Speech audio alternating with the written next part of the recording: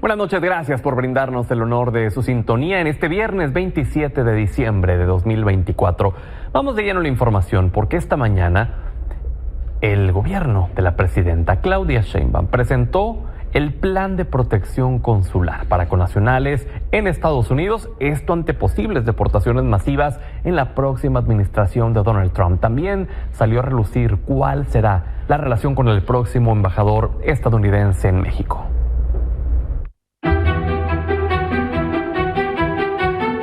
El día de hoy vamos a hablar sobre el trabajo que se ha estado haciendo en los consulados de México en Estados Unidos. Para poder atender a nuestras y nuestros paisanos, México tiene la red consular más grande del mundo en un solo país. Es decir, ningún otro país del mundo tiene tantos consulados en otro país como los que tiene México en Estados Unidos. Hay un centro de información y asistencia a personas mexicanas, lo que se conoce como un call center, que ya está funcionando 24/7 y que pronto va a tener también la posibilidad de estar activo mediante un procedimiento muy sencillo, un botón de alerta, en donde en caso de que te encuentres frente a una detención inminente, aprietas un botón de alerta, esto manda una señal al consulado más cercano y a los familiares que tú hayas previamente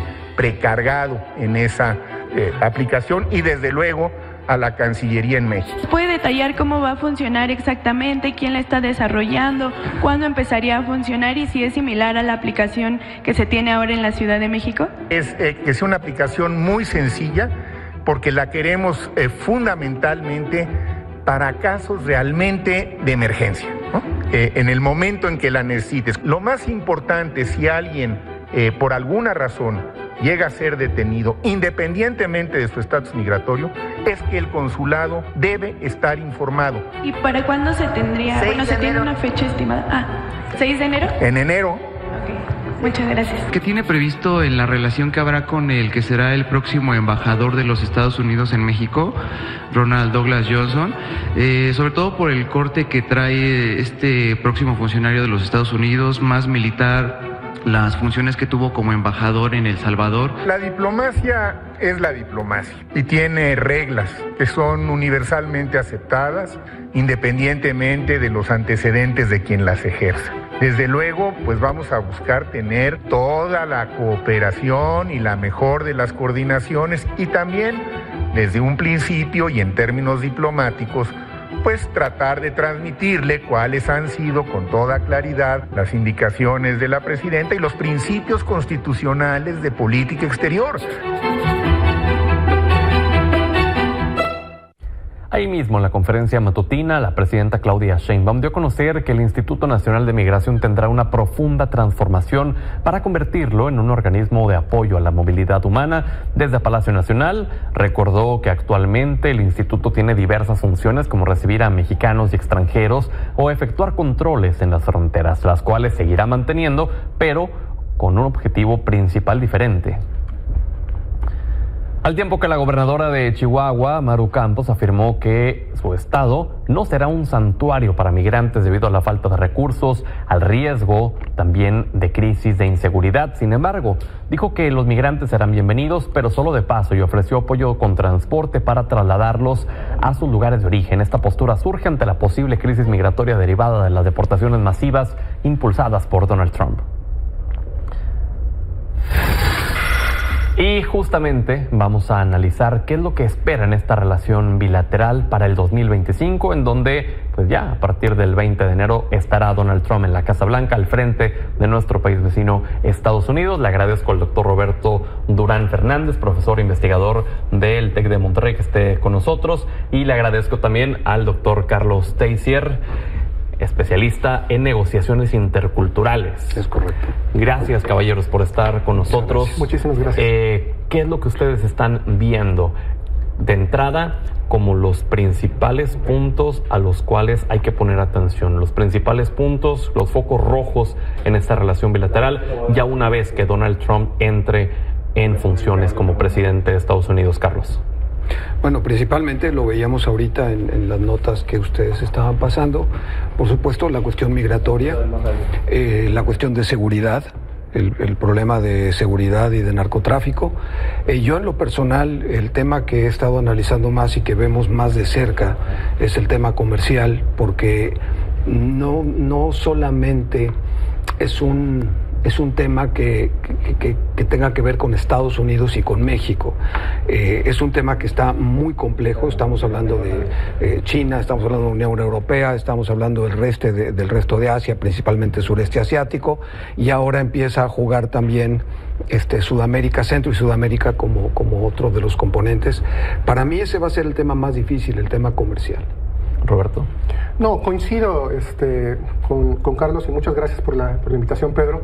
Creo que hay 3 puntos principales que van a dominar la agenda en los próximos años.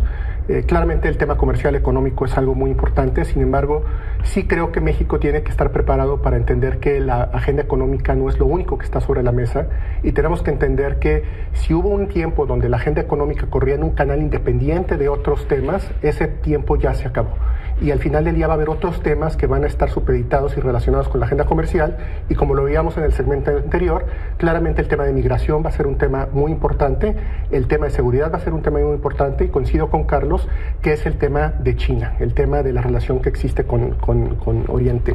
Y creo que en ese sentido lo que es sumamente importante para nosotros es hacer un ejercicio para poder entender los objetivos que está teniendo el presidente Trump, para entender que detrás de cada una de estas declaraciones escandalosas, que no se entienden, esas amenazas, sí hay algo de retórica, pero también hay algo de fondo. Y detrás de cada una de esas declaraciones hay un grupo, hay personas, hay gente dentro de los Estados Unidos que está buscando objetivos políticos con las declaraciones, y tenemos que ser sumamente inteligentes para poderlas entender y entender realmente qué es lo que necesita Estados Unidos, y nosotros entender dónde pintamos nuestras líneas rojas. Un ejemplo de lo que mencionabas, Roberto, es la amenaza de aranceles al 25% si no se detiene la migración, ¿no? En donde decías ya no se pueden tomar como temas separados, sino que ya Donald Trump lo que está haciendo es utilizar lo comercial para solucionarse los otros problemas.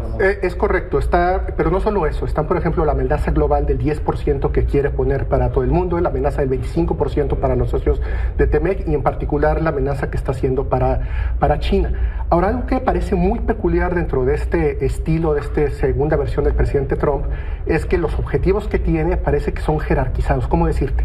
Primero va a buscar objetivos políticos, objetivos de defensa, objetivos estratégicos que está buscando Estados Unidos, después objetivos políticos, y hasta el final la agenda económica. Puede haber muchas oportunidades para nosotros, puede haber oportunidades para resolver estos paradojas o estos problemas que tenemos comerciales, pero primero se van a tener que resolver los problemas de seguridad y los problemas políticos. Carlos. Sin dejar de reconocerle lo que comenta Roberto es completamente cierto. Yo veo que conociendo a Donald Trump ya de la gestión anterior, él es un negociador nato, y es un negociador rudo. En términos de negociación se les conoce como negociadores disruptivos. Y su forma de negociar es justamente esa. Él utiliza 4 o 5 elementos laterales para amenazarte con ellos, cuando trae un elemento que es el medular. Y para la administración Trump, no quiero decir que dejan de ser importantes la parte de seguridad y la parte migratoria, pero para la administración Trump ahorita el foco es la parte económica, no solamente por la situación con México, vemos todo el mundo. Por ponerte un ejemplo nada más, Estados Unidos pierde cerca de 1.7 trillones de dólares cada año en su balanza comercial, 1.7 trillones de dólares. Ese es todo el dinero del mundo. ¿Por qué Estados Unidos sigue siendo el que tiene el Producto Interno Bruto más grande del mundo? Porque pareciera que no tiene lógica. Tienes el Producto Interno Bruto más grande del mundo cuando pierdes hasta la camisa en tu balanza comercial. Y justamente lo que sucede es que las empresas estadounidenses producen fuera de Estados Unidos, pero sus ganancias las reportan en Estados Unidos. Esa es la razón por la cual Estados Unidos tiene una economía todavía fuerte. Eso se está moviendo. Lo hemos visto ya con muchos ejemplos multinacionales muy grandes, como el caso de Stellantis. Sí, las automotrices. Stellantis ahorita, la gente piensa que Estados Unidos sigue mandando Stellantis. Stellantis es un conglomerado de los Países Bajos. Y le quedan muy poquitas empresas, y cada vez son menos, Yo siento que por ese lado es que va a empezar a presionar a China. Y si tú quieres quitarle a China el crecimiento que tiene, te quedan dos opciones. Una es voltear hacia México y arreglar los problemas que tenemos en México, porque tenemos problemas serios que tenemos que resolver en el país, seguridad y otras cuestiones. Para poder tener una certeza de inversiones. Exactamente, esa es una. O la otra es te buscas otro socio comercial. Y cuando Estados Unidos voltea a buscar otros socios comerciales, China le está cerrando el paso en todo Centro y Sudamérica. Claro. Entonces, por eso yo decía que México es ahorita la cuestión medular para Estados Unidos. ¿Qué opinas, Roberto? No, estoy de acuerdo, y yo creo que lo que vamos a ver en los siguientes años es cómo va a dominar la geopolítica y los criterios geopolíticos sobre muchas de estas decisiones. Y justo como decía Carlos, ¿qué le preocupa ahorita a los Estados Unidos? Le preocupa acercar a China. O sea, ese mismo cerco que puede tener China con Estados Unidos, Estados Unidos no puede ser víctima de esto.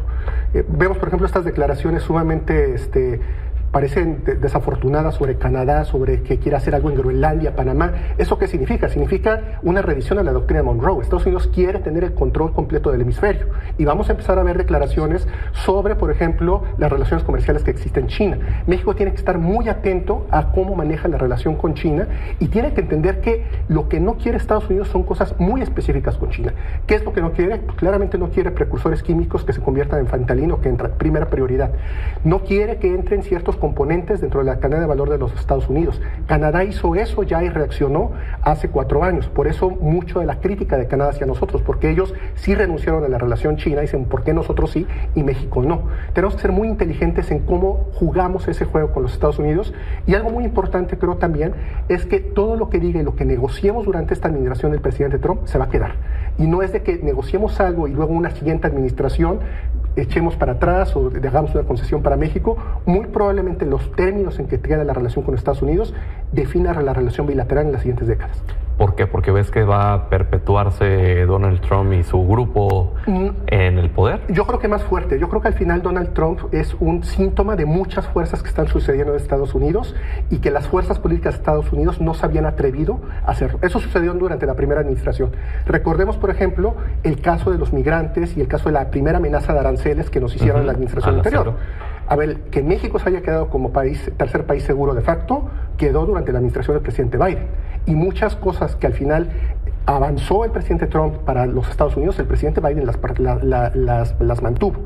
Entonces, lo que se negocia ahora y lo que dejemos va a definir de manera muy importante, independientemente de la dinámica política de Estados Unidos. Carlos. Digo, completamente de acuerdo.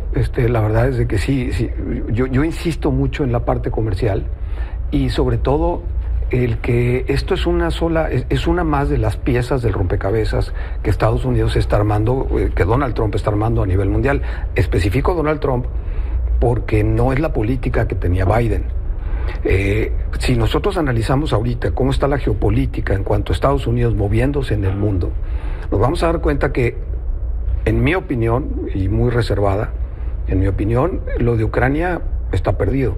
Es decir, Rusia no va a dar paso atrás en ceder la parte del Donbass. Esas 4 regiones se quedan. Más bien sería que Ucrania lo tendría que ceder para que pudieran llegar a un acuerdo de paz, ¿no? Sí, pero Ucrania no va a ceder hasta que Europa y Estados Unidos digan, ¿sabes qué? No vamos a meter las manos. Y eso creo que ya está sucediendo. Donald Trump ya mandó un mensaje. Exacto. Ya envió el mensaje. Él ha dicho que desde el día 1 que él entre, o desde antes incluso de llegar al 20 de enero, él va a terminar con ese conflicto por su gran relación con Putin y porque pues tiene la llave del dinero para Zelensky. Eso es por un lado. Luego en el conflicto Israel-Palestina, pues Netanyahu cuenta 100% con Trump. Ya lo vimos en la administración pasada, el cambio de la embajada. Digo, estamos viendo la recomposición de los liderazgos en el mundo y esto que nos toca vivir a nosotros los mexicanos como uno de los protagonistas centrales, justamente porque la amenaza China a México es la mejor respuesta que tiene Estados Unidos a la amenaza China, pues nos pone en el centro de la operación. Y sí somos realmente prioridad para Donald Trump, vaya, tanto para bien o para mal, sí estamos dentro del radar, porque por ejemplo, hace unos días cuando Donald Trump decía voy a convertir a los cárteles mexicanos en grupos, los voy a catalogar ya como grupos terroristas para poder tener una intervención militar y demás, hablaba con nuestros corresponsales ahí en Estados Unidos y les preguntaba, ¿qué dice la gente sobre esto? Decían, nada, a nadie le importa. O sea, aquí ni siquiera los medios nacionales lo están retomando, solo en México se está tomando con mucha fuerza esto, pero realmente en Estados Unidos a nadie le ha importado lo que diga Donald Trump respecto a México. Y eso me lleva a preguntarles, ¿sí realmente estamos dentro de las prioridades de Donald Trump? Roberto, luego vamos contigo, Carlos. Yo creo que hay mucha ignorancia de México dentro de Estados Unidos y dentro de círculos de tomas de decisión importantes dentro de Estados Unidos. Creo que sí se va mucho con la superficie, con por ejemplo el tema de seguridad, el tema de migración, y no se profundiza más. Quiero pensar que en el equipo del presidente Trump sí haya personas que entiendan que si realmente quieren hacer frente a ese reto de China, como decía Carlos, la única pieza que tienen con quien jugar es México. Sin embargo, como digo, sí hay una superficialidad, sí hay estos temas que está diciendo, y lo que yo quisiera pensar es que si México y Estados Unidos logran en los siguientes 12, 24 meses resolver esos temas de seguridad, esos temas de migración, sí puede haber un escenario y un futuro donde la relación se pueda estrechar y México pueda ser una pieza importante para los Estados Unidos, lo tenga o no lo tenga el radar. O sea, la realidad es que las fuerzas económicas hacen que realmente México sí se necesita esa fuerza laboral, sí se necesita esa economía, si realmente Norteamérica quiere hacer frente a China. Y quiero pensar que eso va a suceder en algún momento, y probablemente para llegar a ese momento vamos a pasar unos meses, a lo mejor un par de años sumamente difíciles, negociaciones sumamente complicadas, pero quiero pensar que al final del día ese es el resultado que vamos a estar teniendo, independientemente de las prioridades que tenga Estados Unidos. Sí es claro que tiene otras prioridades. Ahorita la prioridad, creo que número uno de Estados Unidos, del presidente Trump, y lo he dicho miles de veces, quiere tener menos involucramiento en los conflictos del viejo mundo. No quiere tener ese conflicto que está dentro de Europa, va a obligar a sus aliados a que inviertan muchísimo más en seguridad. Son problemas muy, muy serios. Y si nosotros logramos resolver estos temas, a lo mejor nuestros problemas son los problemas que son más fáciles de resolver dentro de la agenda norteamericana. Carlos. No podemos tampoco dejar de lado el papel que han jugado los BRICS y la expansión que han tenido los BRICS. Y uno de los principales elementos de la agenda BRICS en este momento es quitar al dólar como moneda de referencia. Eso pareciera que no tiene mayor importancia, sin embargo, eso marcaría el cambio de un liderazgo en el mundo. Y si los BRICS se están juntando y lo están haciendo en forma tan eficiente y están siguiendo políticas que todos se están alineando, ¿con quién se va a alinear Estados Unidos? Europa, pues allá están, traen sus asuntos ellos allá. Sí, obviamente Estados Unidos sigue siendo un aliado de Europa, pero pues, Donald Trump está diciendo que va a acabar con la OTAN, empezando por ahí, ¿no? Entonces, la lógica te diría que el bloque fuerte que puede armar Estados Unidos para contrarrestar eso de los BRICS es América del Norte. Y me refiero a México, Canadá y Estados Unidos. Con Canadá no le veo que pudiera tener mucha problemática de hacerlo. Con México, primero tienes que resolver asuntos medulares. Y perdón que sea tan crítico, pero lo que menos ayuda en este momento fue la reforma al Poder Judicial en México. ¿Por qué? Porque eso ha generado muchísima desconfianza en Estados Unidos, no solamente de la parte de gobierno, sino de la parte de las empresas. Muchas empresas están ahorita considerando si deben de invertir a largo plazo en México porque no saben muy bien a bien cómo va a funcionar lo de la reforma judicial. Eso les crea incertidumbre, y la incertidumbre en el precio de las acciones tiene un costo, tiene un precio, y eso obviamente ellos lo evalúan. Ahora, en ese mismo sentido, Roberto, hablemos de la posición que está tomando el gobierno mexicano respecto a todo esto que ya hemos comentado y lo que se debería de hacer y lo que se debería de contemplar. ¿Qué ven ustedes en el gobierno mexicano? ¿Sí ven que están teniendo claro que hay que convertirnos prácticamente en el mejor aliado y que le convenimos a Estados Unidos? ¿O qué posturas ves? Mira, yo creo que hay un reconocimiento sobre esa relación y esa fortaleza a largo plazo que debe tener Norteamérica.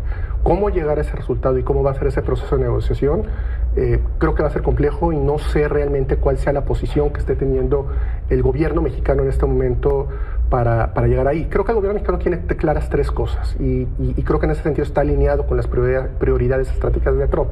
Tiene clara la importancia de China dentro de este diálogo comercial que va a haber y la importancia de hacer un desacoplamiento de la economía mexicana con China. Creo que eso está muy consciente el gobierno mexicano. Creo que está muy consciente de la importancia de controlar el tráfico de narcóticos sintéticos. No me queda claro que se tenga en realidad la capacidad de ver, por ejemplo, que ese problema se cierra cerrando el comercio a los precursores químicos y pasa por el control de los puertos. No es un tema tanto de fronteras, sino de puertos con los insumos. Y el tercero, el tema migratorio, lo vimos en tu segmento anterior, creo que tienen muy claro cómo va a ser ese tema fundamental y creo que hay algo que no me queda claro que esté dentro de la agenda pública en este momento, es la relación con Centroamérica y con Sudamérica. El presidente Trump yo creo que va a hacer lo que va a hacer es tratar de hacer deportaciones de no nacionales hacia México. Va a ser muy difícil controlar eso y decir no aceptamos cierto tipo de nacionalidades, y México al final del día va a tener que entrar en arreglos con países de América Latina para poder hacer esos acuerdos.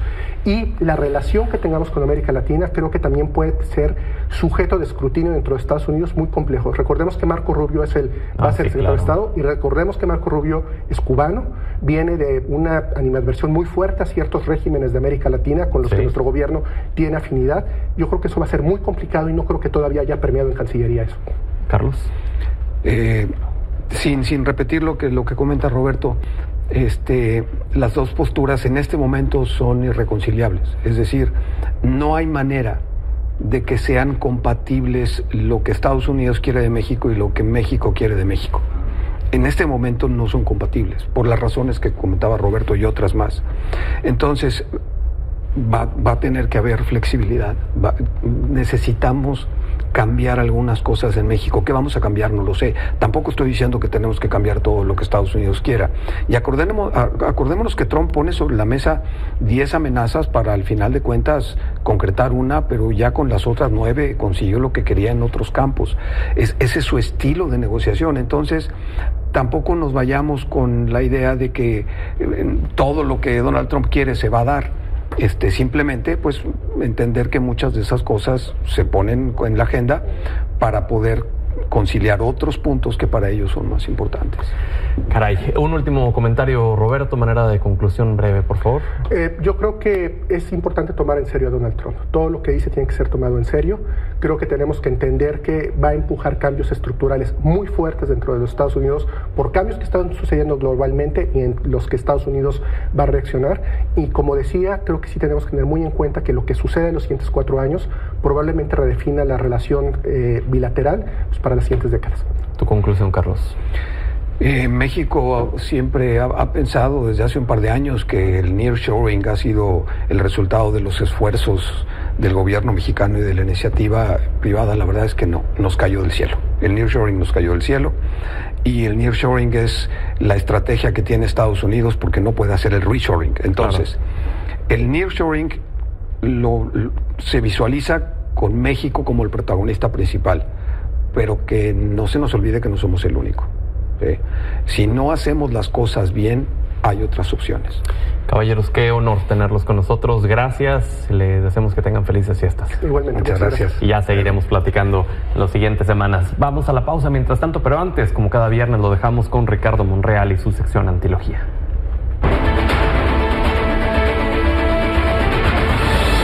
¿Qué tal, Pedro? Buenas noches. Un saludo a todo tu auditorio. Feliz año para todos. Durante el periodo ordinario de sesiones que concluyó, se aprobaron 14 de las iniciativas de reforma constitucional que fueron presentadas por el entonces presidente Andrés Manuel López Obrador. Conforme al reglamento de la Cámara, Pedro, han quedado sin efecto 4 de esas 18 iniciativas. ¿Cuáles son? Es la relativa a la materia de agua, alimentos y protección al medio ambiente, la que se refiere a la atención médica, que versa sobre pensión de retiro, y la electoral, esta última que nunca fue dictaminada, junta con otras como la de remuneración. Por lo que hace al dictamen sobre reforma en austeridad republicana, al haberse declarado publicidad el 26 de noviembre pasado, puede continuar su trámite legislativo.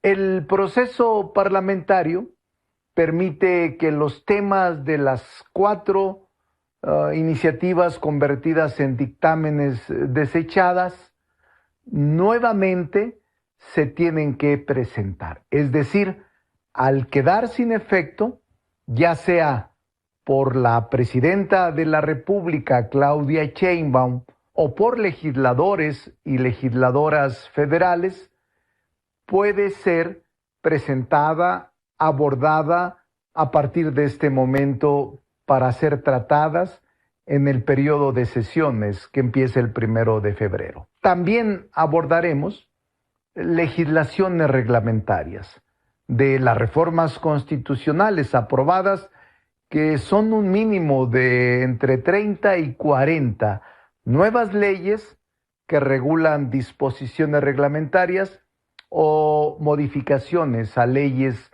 ordinarias, secundarias que ya existen.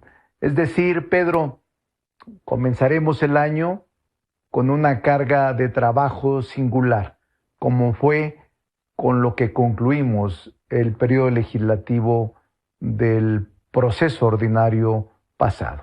Pero es nuestra obligación y queremos darle rostro a este proceso de transformación que vive México, y lo estamos haciendo en beneficio de la gente. Buenas noches, un saludo a todo México y feliz año para todos y para todas.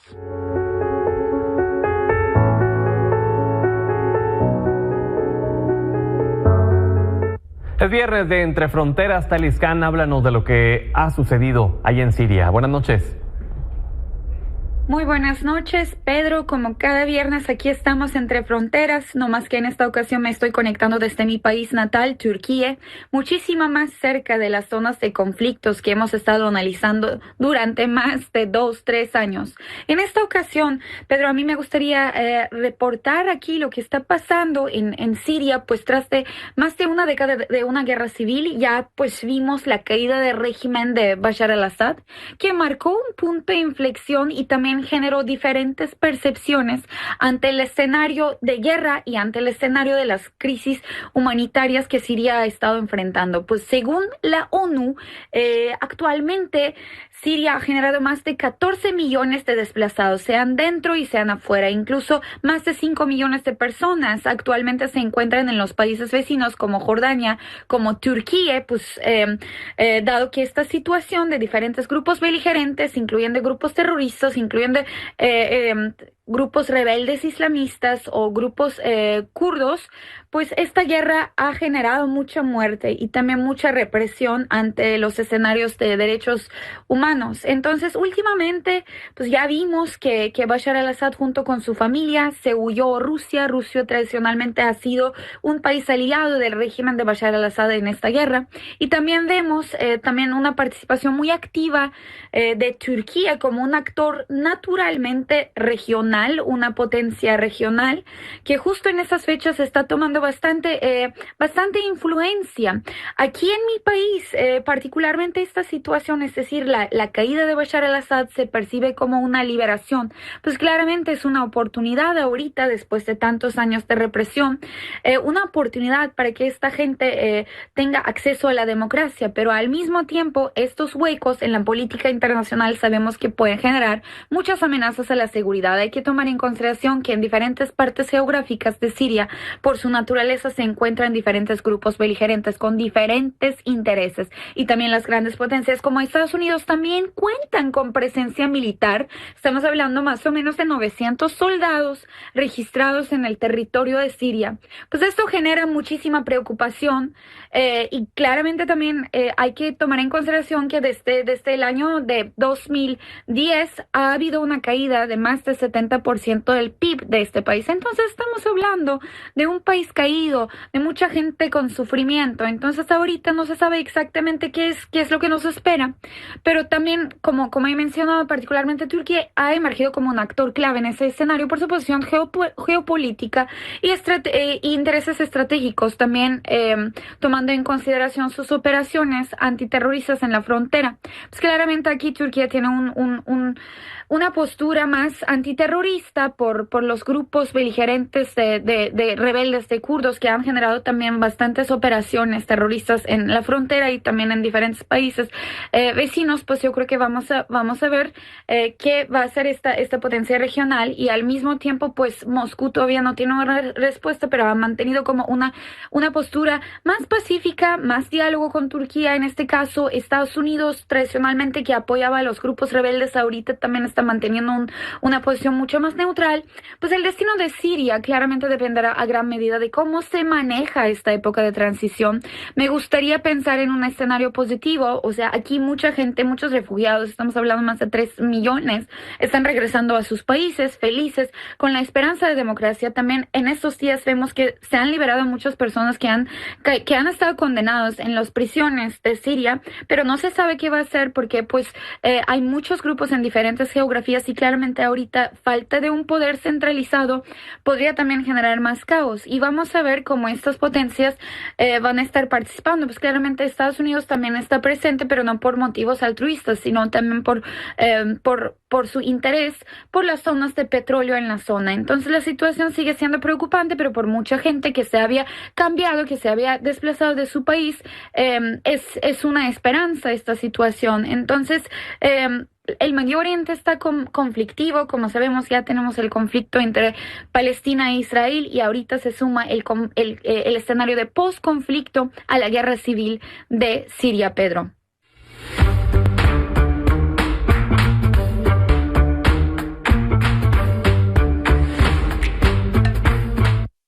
Buenas noches, mi estimado Rapé. ¿Qué cartones nos tienes esta semana?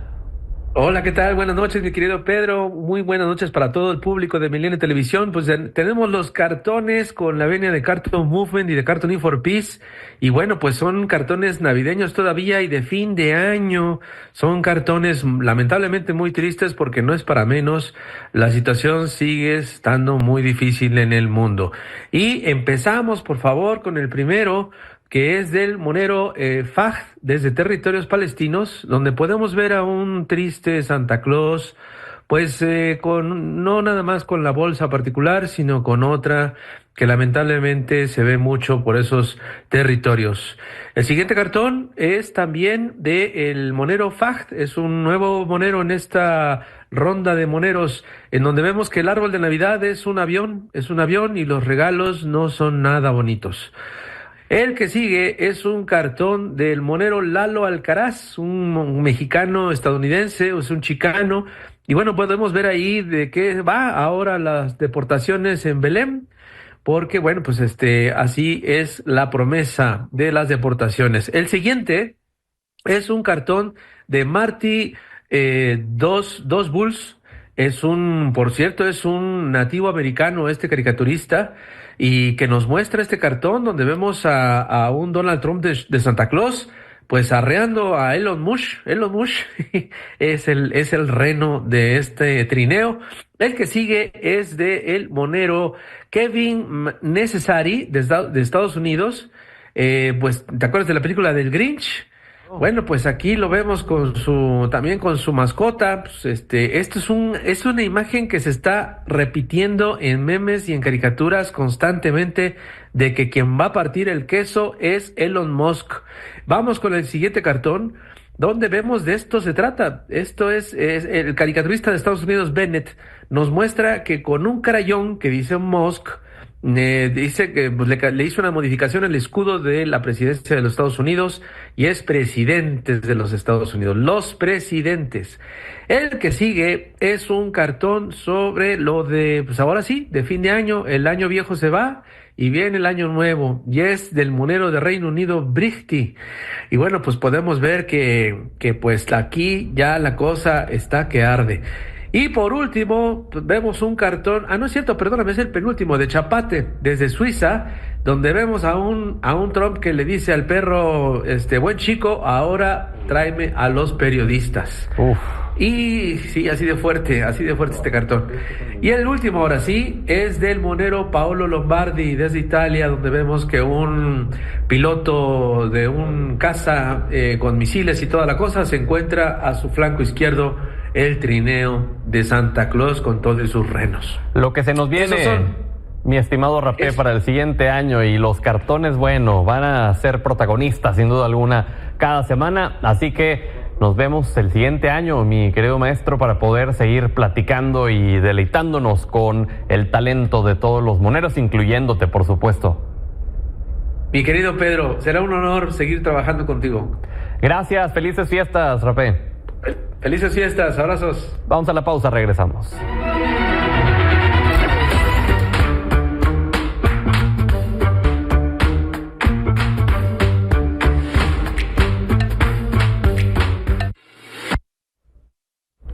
Y bueno, ahí veíamos entonces a Rapé con los desplomados de esta semana, y vamos a Radiografía de Negocios con Jesús Hernández, nuestro editor en jefe de Milenio Negocios.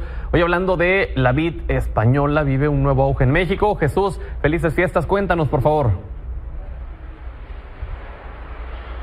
Felices fiestas, buenas noches para ti, para el auditorio. Y en efecto, el vino español está de regreso luego de una baja en el consumo pues por la pandemia, porque como todo es uno de estos negocios que está recuperándose de la pandemia. Y bueno, hay que decir que en estos años está regresando el vino español junto con el auge del consumo, no solamente de los vinos españoles, de los vinos en general en México. En los últimos 20 años hemos pasado de 225 mililitros a 1.38 litros en per cápita actualmente. Pero desde luego, pues el vino español está arraigado en las mesas mexicanas desde el siglo XVI, y de ahí que vemos cómo, pues en 2019, si bien se importaban a México 17.8 millones de litros y representaba 27.6% del total de la exportación, para estos primeros 10 meses de 2024 ya son 18.2 millones de litros, es decir, más volumen,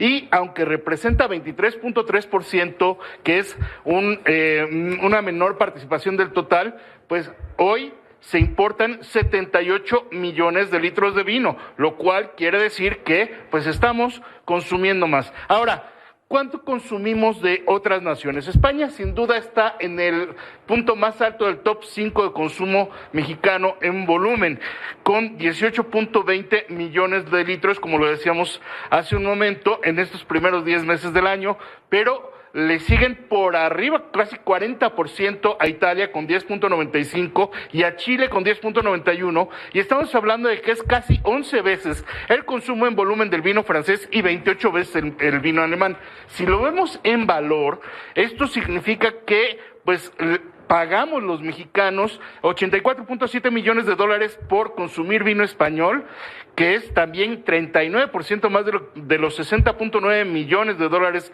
que pagamos por los vinos italianos, y casi pues 81% más de lo que pagamos por los chilenos y los franceses, y bueno, ni qué decir, 60 veces lo que pagamos por consumir vino de Alemania. Ahora, ¿cómo llega y por qué se apuesta y hay un auge del consumo del vino en México? La prueba está en que casi siempre las primeras pruebas o el primer acercamiento de una persona al vino se da en eventos sociales, en exposiciones, probablemente en fiestas, y se asocia un poco con el lujo, pero hoy ese mito tal vez está ya yéndose. Si vemos cómo se distribuye, pues ya prácticamente más de una tercera parte llega a los hogares por supermercados. Claro. Una de cada 4 por hipermercados. Las tiendas especializadas son son un tercio de las compras, y ¿sí? Solamente 2.8% pues es el consumo en restaurantes, claro, y en otro tipo de establecimientos. Y bueno, aquí lo que vamos a ver en los siguientes años es la penetración de una especialización del consumo por regiones. Por ejemplo, Ribera del Duero, que es una de las regiones de España de las más fuertes, pues hoy México representa el segundo lugar de exportación, y en el próximo año vamos a escuchar mucho de esta denominación de origen, claro, por por su presencia en varios eventos en México. Así que, muy bien, pues México va a ser un gran laboratorio para estas marcas de vino. Gracias, Jesús Hernández, y gracias principalmente a usted por habernos brindado el honor de su sintonía. Nos vemos el 6 de enero.